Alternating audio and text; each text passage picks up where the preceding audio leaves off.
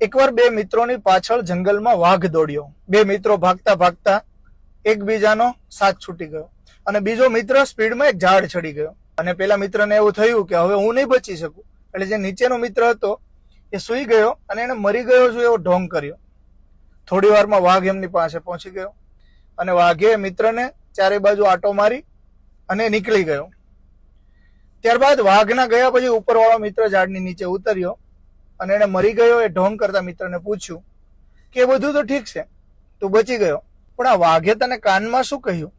ત્યારે પેલા મિત્રએ કહ્યું કે વાઘે મને કાનમાં એટલું કહ્યું કે જે મિત્ર મુશ્કેલીમાં સાથ છોડી દે ને એવા મિત્રો જીવનમાં રાખવા નહીં. એટલે આ વાતનો બોધપાઠ એટલો જ છે કે સાચો મિત્ર હોય કે સાચો સગો સંબંધી હોય એ મુશ્કેલીમાં જ ખબર પડે કે કેટલા આપણા છે. જ્યારે સમય ખરાબ આવે ને ત્યારે પોતાના પારખાઈ જાય.